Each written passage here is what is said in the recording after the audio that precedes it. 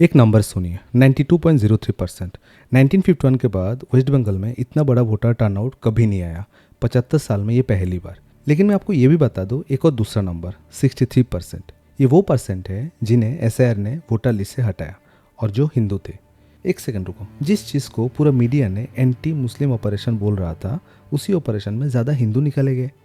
ये किसी ने नहीं बताया ना, क्योंकि ये नंबर अपने आप में कोई नैरेटिव नहीं बताता, ना बीजेपी का ना टीएमसी का। आज हम वो सब देखेंगे जो आपको कहीं और नहीं मिलेगा।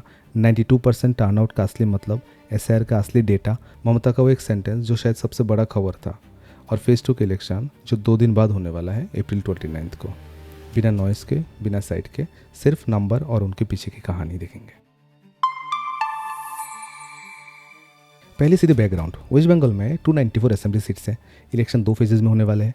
फेज़ 1 23 अप्रैल को हो चुका है 152 सीट्स पर, और फेज़ 2 29 अप्रैल को 142 सीट्स पर, और काउंटिंग होगा 4 मई को।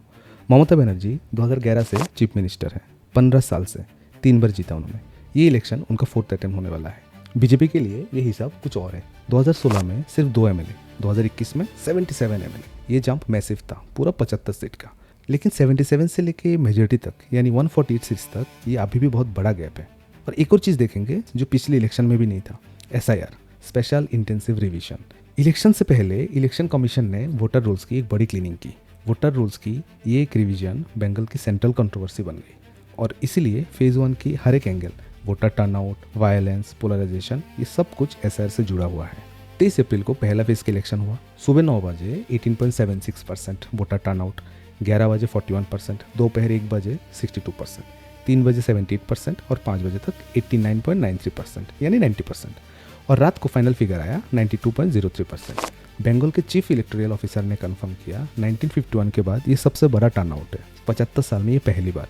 2021 में इन्हीं सीट्स पर टर्नआउट था रफली 83%। इस बार का गैप 9% ज़्यादा। और अगर डिस्ट्रिक्ट वाइज देखें तो दक्षिण दिनाजपुर में 95%, कोच बिहार में भी 95%, बीरभूम में 94%, मुर्शिदाबाद में 93%। तो ये जेन्युइनली बड़ा है। लोग निकले, लेकिन सवाल वही है कि किस लिए निकले। बीजेपी का एक साफ नैरेटिव था, एंटी इंक्यूबेंसी, परिवर्तन, लोग बदलाव चाहते हैं। और टीएमसी का कुछ एनालिस्ट का थ्योरी ये है, मुस्लिम वोटर्स फियर में आए। बीजेपी का मैसेज क्लियर था, हम आएंगे तो घुसपैठियों को बाहर निकालेंगे। एसआर ने वो फियर और भी रियल कर दिया। और सुशांत सिंह का ऑब्जर्वेशन इंटरेस्टिंग था। जहाँ टर्नआउट सबसे ज़्यादा बड़ा, वो मोस्टली एसआर अफेक्टेड एरिया है, नॉर्थ बंगाल, मुर्शिदाबाद और साउथ दिनाजपुर। तो क्या ये लोग डर से ज़्यादा बाहर निकले, या लोग सच में परिवर्तन चाहते हैं? दोनों पर्सपेक्टिव रियल है, और इसीलिए 92% एक आंसर नहीं है, ये एक सवाल है जिसका जवाब 4 मई को मिलेगा। अब सीधा बात करते हैं एसआईआर के बारे में, और मैं आपको वो डेटा दूंगा जो मीडिया की मेजोरिटी ने इग्नोर किया। इलेक्शन कमीशन ने वोटर रोल्स की रिवाइज किया। डेड वोटर्स हटाए, घोस्ट वोटर्स हटाए, डुप्लीकेट एंट्रीज भी हटाए। ये अपने आप में गलत नहीं था, लेकिन स्केल देखो, कितने नाम हटाए गए। यह एक बड़ा प्रॉब्लम है। कोई कंसिस्टेंट नंबर नहीं है। ट्विटर के हिसाब से 91 लाख, टीएमसी के वीपी जयप्रकाश मजुमदार कहते हैं 58 लाख, इलेक्शन कमीशन के डॉक्यूमेंट कहते हैं 27 लाख, और एक न्यूज़ का हेडलाइन कहता है 90 लाख। कोई भी सोर्स एक दूसरे से मैच नहीं करता। यहाँ पे ट्रांसपेरेंसी की कमी है। ये अपने आप में एक बहुत बड़ा प्रॉब्लम है। लेकिन अब वो नंबर आते हैं जो पूरी कहानी बदल देती है। एक सोर्स रिपोर्ट ने लिखा, out of 90 lakh voters excluded by SIR, 63% are Hindu and 34% voters are Muslim. यानी कि 63% हिंदू, जो मेजोरिटी का नाम काटा गया है, वो हिंदू है, और 34% मुस्लिम है। पूरा इलेक्शन में एक ही नैरेटिव था, एसआईआर ने मुस्लिम वोटर्स को टारगेट कर रहा है। टीएमसी इसी पर अपना कैंपेन चलाया। मुस्लिम मेजोरिटी में इसी बात का डर था। लेकिन अगर ये डेटा सही है तो एसआईआर से सबसे ज़्यादा हिंदू निकाला गया। ये किसी के लिए कन्वीनियंट नहीं था, बीजेपी के लिए नहीं, क्योंकि उन्हें एसआईआर को एंटी मुस्लिम फ्रेम करना था। टीएमसी के लिए नहीं, क्योंकि ये उनके फियर कैंपेन के अगेंस्ट था। इसीलिए ये नंबर कैसे भी बाहर नहीं आया। और एक और फैक्ट जो पूरा पिक्चर को बदल देता है, 34 लाख लोगों ने अपील फाइल किया। यानी 34 लाख लोगों ने कहा, मेरा नाम गलती से काटा गया है, मुझे वापस डालो वोटर लिस्ट में। इलेक्शन के दिन तक सिर्फ 147 केस ही डिसाइड हुआ है। उनमें से 139 लोगों को वोट करने का परमिशन मिला। टोटल आता है 0.005%। 34 लाख लोगों में से सिर्फ 139 लोगों को ही परमिट किया गया। और एक सिंबल जो हेडलाइन बना, नंदलाल बोस, इंडिया के महान पेंटर, उनके ग्रैंडसन और उनका पत्नी सुप्रीम कोर्ट के ऑर्डर थे उनके पक्ष में। ट्राइब्यूनल कोर्ट का ऑर्डर था, फिर भी बोलपुर के बूथ में बिना वोट डाले वापस चले गए। ये एक आदमी की कहानी नहीं है, ये 34 लाख लोगों की अपील की कहानी है, जिनमें से सिर्फ 147 केस का ही जवाब दिया गया। चलो दोनों पर्सपेक्टिव समझते हैं। बीजेपी का कहना है घोस्ट वोटर रियल थे, एसआईआर जरूरी था, और कोर्ट ने भी इस बात को एक्नॉलेज किया है। और टीएमसी का कहना था 30 से 90 लाख लोगों का नाम हटाना रूटीन क्लीनअप नहीं है और ड्यू प्रोसेस कहाँ है। और सच इन दोनों में कहीं पे भी सच नहीं है। लेकिन जब ट्रांसपेरेंसी इतनी कम हो और प्रोसेस इतना स्लो हो, डेमोक्रेटिक क्रेडिबिलिटी पे सवाल उठना नेचुरल हो जाता है। अब बात करते हैं उस एक चीज़ का जो 23 अप्रैल को एक्चुअली हुआ था। मोदी जी ने कहा 50 सालों की बंगाल की इलेक्शन की हिस्ट्री में ये सबसे कम वायलेंस हुआ। ये पहला ऐसा चुनाव है पिछले 50 साल में, पिछले 50 साल में ये पहला चुनाव ऐसा है जिसमें हिंसा कम से कम हुई है। वरना हर हफ्ता किसी को फांसी पर लटका देते थे और बोल देते थे आत्महत्या कर दी। अनेक प्रकार से गुंडा राज चलता था। एक्चुअली हुआ क्या था, कुमारगंज साउथ दिनाजपुर में बीजेपी कैंडिडेट शुभेंदु सरकार एक खेत के बीच में से भाग रहे थे। मॉब ने उनका पीछा किया, 5 लोग अरेस्ट हुआ। इलेक्शन कमीशन ने ये बात कंफर्म किया। बीरभूम में बीजेपी पोल एजेंट विश्वजीत मंडल के पीछे 100 से 150 लोगों की भीड़, लाठियां, पत्थरबाजी, सर पे चोट और हॉस्पिटल में एडमिट हुआ। और मुर्शिदाबाद में रात को क्रूड बम, एक औरत इंज्यूर्ड। सुबह टीएमसी और हुमायूं कबीर की पार्टी के बीच क्लैश, 3 लोग डिटेन हुआ, इलेक्शन कमीशन ने कंफर्म किया। और बीरभूम में वोटिंग 30 मिनट के लिए रुक गया था। सीआरपीएफ पर पत्थर फेंका गया और पुलिस व्हीकल भी डैमेज हुआ। आसनसोल में बीजेपी कैंडिडेट अग्निमित्र पॉल की चलती हुई गाड़ी में पत्थर मारा गया। और पोलिंग डे पे ही 3 डेथ, एक गर्मी के वजह से, एक वोटिंग के बाद और एक क्यू में ही कोलैप्स हो गए। यही कहानी खत्म नहीं होता। अप्रैल 26 फेज 1 के 3 दिन बाद भानगढ़ से खबर आया है टीएमसी के वर्कर रफीकुल इस्लाम के घर से 100 लाइव बम मिला। 100 लाइव बम एक ही घर में। और एक और खबर मिला 3 सीएपीएफ पर्सनल को सस्पेंड किया गया। इनका वीडियो वायरल हुआ जिनमें दिखाया गया वो टीएमसी के ऑफिस में कैरम खेल रहे थे बीरभूम में। इलेक्शन कमीशन ने एक्शन लिया और सस्पेंड किया इनको।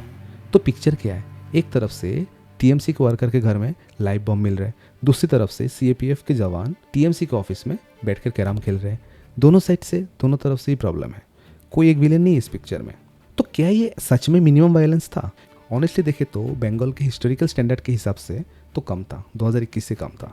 2021 के पोस्ट इलेक्शन वायलेंस में कहीं लोग मारे गए, लेकिन 50 सालों में सबसे कम, ये थोड़ा सा अनक्लियर है। वायलेंस हुआ है, डॉक्यूमेंटेड भी हुआ है, कंफर्म अरेस्ट भी हुआ है और लाइव बॉम्ब भी मिला है। और कोई चीज़ ये नहीं कहती कि सब ठीक ठाक है। अब वो चीज़ देखते हैं जो सबसे ज़्यादा इंपॉर्टेंट है और जिसको मीडिया ने सबसे कम कवर दिया है। ममता बनर्जी ने एक पब्लिक प्रोग्राम में खुद कहा है कि रहा तृणमूल तो फिर मिलेंगे। धन्यवाद, नमस्कार, जय हिंद, वंदे मातरम, खुदा हाफेज, जय जौहर, इंशाल्लाह, जय बांग्ला, जय बांग्ला, जय बांग्ला। आबार देखा होबे, फिर मिलेंगे। राहे गुलशन तो फूल खिलेंगे और जो फूल खिलेंगे और रहा तृणमूल तो फिर मिलेंगे। अनेक अनेक धन्यवाद, नमस्कार। सोचो ये सेंटेंस, अगर तृणमूल रही तो फिर मिलेंगे। 15 साल की चीफ मिनिस्टर 3 बार जीती है, अपनी ही पार्टी के प्रोग्राम में ये बात कह रही है। ये कॉन्फिडेंस की बात नहीं है, ये एक लीडर है जो खुद ही अनसर्टेनिटी में है। और वो सेंटेंस अकेला नहीं था। राहुल गांधी इंडिया अलायंस का हिस्सा, टीएमसी का साथी, उन्होंने खुद कहा अगर ममता जी ने साफ सुथरी सरकार चलाई होती, बंगाल को पोलराइजेशन नहीं किया होता तो बीजेपी के लिए रास्ता नहीं खुलता अपनी अलायंस पार्टनर के खिलाफ, वो भी इलेक्शन के टाइम पर। इसकी एक ही रीडिंग हो सकती है। राहुल गांधी भी मानते हैं कि बीजेपी के पास बंगाल इलेक्शन में इस बार रियल चांस है। अब पोलराइजेशन की बात करते हैं। बंगाल में रफली मुस्लिम वोटर 27 से 30% है और हिंदू है अराउंड 70%। ममता की हिस्टोरिकल स्ट्रेटेजी ये रहा है कि मुस्लिम वोट को कंसोलिडेट करो प्लस मेजोरिटी हिंदू से एक सिग्निफिकेंट चंक अपने पास रखो, इसीलिए वो 15 साल से पावर में है। और बीजेपी की स्ट्रेटेजी ये है पूरा हिंदू वोट को कंसोलिडेट करो। और इस इलेक्शन में ये दोनों ही पोलराइजेशन एक्सट्रीम लेवल पर हुआ है। चलिए पहले मुस्लिम वोटर्स की बात करते हैं। हुमायूं कबीर AUJP के फाउंडर को मुस्लिम वोट स्प्लिटर के रूप में प्रेजेंट किया गया है। इलेक्शन से कुछ दिन पहले स्टिंग वीडियो वायरल हुआ एलिजेडली बीजेपी से कॉन्टैक्ट दिखाते हुए। उन्होंने डिनाई किया। अमित शाह जी ने भी पब्लिकली उसको डिसोन किया। इलेक्शन डे पर हुमायूं कबीर सड़क पर बैठा रहा, अकेले, सपोर्टर भी नहीं था। फिर वो बाबरी मस्जिद कंस्ट्रक्शन साइट पर विजिट करने गए। ये सिग्नल किसका था ये आज भी क्लियर नहीं है, लेकिन रिजल्ट क्लियर दिख रहा है। मुस्लिम वोट स्प्लिट नहीं हुआ, वो कंसोलिडेट हुआ ममता की तरफ। हिंदू वोट के लिए टेस्ट यही है कि क्या वो इस बार बीजेपी के लिए कंसोलिडेट हुआ कि नहीं। बंगाल का हिंदू वोटर हिस्टोरिकली अलग सोचते हैं, यूपी या एमपी की तरह नहीं। यहाँ बंगाल की एक अलग आइडेंटिटी है। टीएमसी के पास भी हिंदू सपोर्टर है। तो क्या ये शुभेंदु जी का मैसेज सनातन खत्म हो जाएगा काम किया एक्चुअली? कोई नहीं जानता। बंगाल में लोग मुंह में कुछ और बोलते हैं और बूथ में कुछ और ही करके आते हैं। यही बंगाल है। अब बात करते हैं इंडिया का पर्सपेक्टिव से। ये सिर्फ बंगाल के इलेक्शन नहीं है, पहली बार एसआईआर और इलेक्टोरल ट्रांसपेरेंसी। अगर एसआईआर के बाद 63% हिंदू और 34% मुस्लिम का नाम लिस्ट से हटाया जाता है तो ये किसी एक साइड का ऑपरेशन नहीं लगता, लेकिन 34 लाख लोगों ने अपील किया, उनमें से सिर्फ 147 लोगों का जवाब मिला। ये नॉर्मल प्रोसेस नहीं है, क्लीन अप सही हो सकता है लेकिन प्रोसेस क्लियर नहीं है। और ये प्रॉब्लम सिर्फ बंगाल की नहीं है। इलेक्शन कमीशन अगर ये प्रोसेस दूसरे स्टेट में भी कल करना चाहता है तो ये अपील का प्रोसेस, अपील का मैकेनिज्म स्ट्रांग होना चाहिए, फास्ट होना चाहिए और ट्रांसपेरेंट होना चाहिए। कोई भी हो, हिंदू हो या मुस्लिम, अपनी सिटीजनशिप का प्रूफ बार बार देने के लिए मजबूर ना हो। और दूसरी बात, सीएपीएफ और institutional trust, 2.4 lakh central forces लगाया गया बंगाल में, कश्मीर से भी ज़्यादा डेंसिटी, और फिर भी वायलेंस हुआ। फिर भी 3 सीएपीएफ का जवान टीएमसी के ऑफिस में बैठ के कैरम खेल रहे थे। सवाल ये उठता है कि सिक्योरिटी की प्रेजेंस क्या काफ़ी है या कुछ स्ट्रक्चरली है बंगाल की पॉलिटिकल कल्चर में जो सिर्फ फोर्स से नहीं सॉल्व होता है। और तीसरी बात, स्टेट सेंटर टेंशन का मॉडल। टीएमसी कह रही है इलेक्शन कमीशन ने हमारा पूरा एडमिन छीन लिया, और बीजेपी कह रही है ये ज़रूरी था वरना फेयर इलेक्शन पॉसिबल नहीं था। दोनों में ही कुछ सच है, लेकिन जब दोनों साइड ही पूरा रेस्पॉन्सिबिलिटी एक दूसरे पर डाल देते हैं तो पब्लिक क्या करेंगे, किसकी बात मानेंगे? और इंस्टीट्यूशनल का ट्रस्ट का सवाल, ये बंगाल के बाद भी पूरा इंडिया में रिलेवेंट रहेगा। और चौथी बात, बंगाल की अपनी एक पॉलिटिकल कल्चर है। बंगाल के इलेक्शन में एक पैटर्न होता है, लेफ्ट ने भी किया था, टीएमसी भी कर रहा है, बूथ डोमिनेंस, इंटिमिडेशन और वायलेंस। 100 लाइव बॉम्ब एक ही घर में, ये कोई एक्सीडेंट नहीं था, ये एक प्रिपरेशन था। और जब तक ये कल्चर नहीं बदलता है तब सेंट्रल फोर्सेस लाओ, सीएपीएफ लाओ या आर्मी लाओ, ये साइकिल चलते ही रहेगा। अब आगे क्या? 29 अप्रैल को फेज 2 के इलेक्शन होने वाला है 142 सीट्स पर। ये सीट्स ट्रेडिशनली टीएमसी का स्ट्रॉन्ग होल्ड रहा है। 2021 में बीजेपी ने सिर्फ 17 सीटें जीती है, इन और अराउंड कोलकाता और उसके आसपास का कॉन्स्टिट्यूएंसी।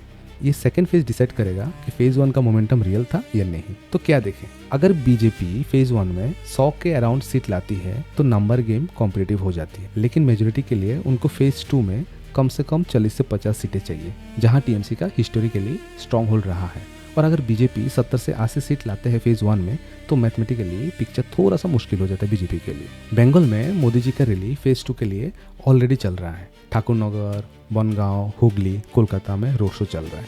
अमित शाह जी नदिया और अनुलिया में। ममता अपनी कॉन्स्टिट्यूंसी भवानीपुर में ही फोकस्ड है। ममता बनर्जी भवानीपुर से लड़ रही है और वहाँ पे शुभेंदु अधिकारी दोनों सीट से, नंदीग्राम और भवानीपुर। और ये मैचअप अपने आप में एक स्टोरी है। चलिए एक और एंगल देखते हैं। बंगाल को जो प्रेडिक्ट करना ऑलमोस्ट इम्पॉसिबल है। यहाँ जो लोग बोलते हैं और जो वोट देते हैं कभी कभी अलग हो जाता है। डर में सीधा नहीं बोलते, प्रेशर में कुछ और बोलते हैं, तो कोई एक्यूरेट ग्राउंड सेंस नहीं मिलता। लेकिन एक चीज़ क्लियर है, ममता खुद कॉन्फिडेंट नहीं लग रहा है इस बार, और राहुल गांधी भी नहीं, तो एक सिग्नल भी हो सकता है। तो फिर ये 92.03% सबसे बड़ा टर्नआउट 75 साल में। लेकिन हर नंबर के पीछे एक सवाल होता है। एक वोटर जो गर्मी में 3 घंटे लाइन में खड़ा रहा, और एक वोटर जिसका नाम लिस्ट से गायब था और सुप्रीम कोर्ट के ऑर्डर होने के बाद भी, एक कैंडिडेट जो खेत में से भाग रहे थे, और सीआरपीएफ जवान जो टीएमसी के ऑफिस में कैरम खेल रहे थे, और एक टीएमसी वर्कर के घर से 100 लाइव बॉम्ब मिलता है, और एक लीडर जो कह रही है कि रहा तृणमूल तो फिर मिलेंगे। ये सब एक साथ को एग्जिस्ट कर रहा है, और तब कोई एक नैरेटिव पूरी कहानी नहीं होती। 63% जो हटाया गया वो हिंदू थे और 34% थे मुस्लिम। लेकिन ये नंबर किसने नहीं बताया, क्योंकि सच कन्वीनियंट नहीं होता।